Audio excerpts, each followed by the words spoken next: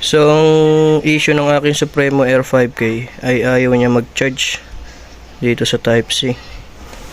Testing ko.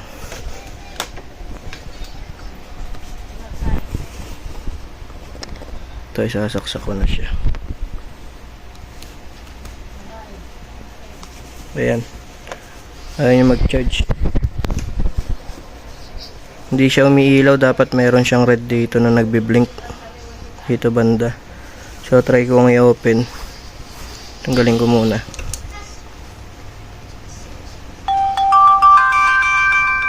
Yan. Bali, full charge siya ngayon dahil tinanggal ko na yung isang battery niya na low-bat.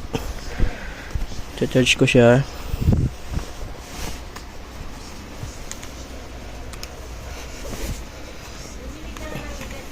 Ayan, nakasaksak na siya mga paps. Ayaw pa rin niya mag-charge. Ayan. Bakit kaya? Pero pagka naka external mic, sinaksak ko yung external mic niya na Type-C, gumagana. Pero pag sa charger, ayaw naman. Kaya ganun.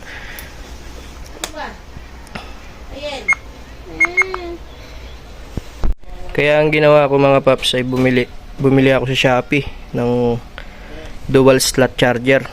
Dahil ito siya pang SJ Cam na SJ4000 tsaka SJ5000 M10 series. Bali, pwede siya sa Supremo Air 5K natin. Try natin. Kakarating lang na ito mga paps eh. So, ito siya mga paps, dual slot battery charger. Yan, ang charger niya ay USB type. Try, isaksak ko muna.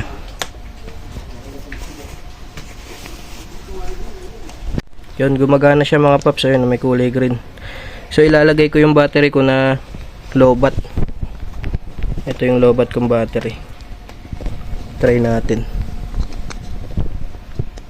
Push nyo lang yun. Nagcha-charge na siya mga paps. Sa kabila. Yun, nagcha-charge din. Goods mga paps. Kasyang-kasya siya sa Supremo Air 5K battery natin.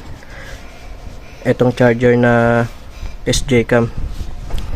So kung nagkaroon man din ng issue yung inyong Supremo Air 5K, ayaw din niya mag-charge, bilhin na lang kayo ng ganito mga paps, SJ Cam battery charger. Lalagay ko na lang sa description or comment section yung link kung saan ko to nabili. So ayun lang mga paps, God bless at ingat po sa inyong lahat. Paalam.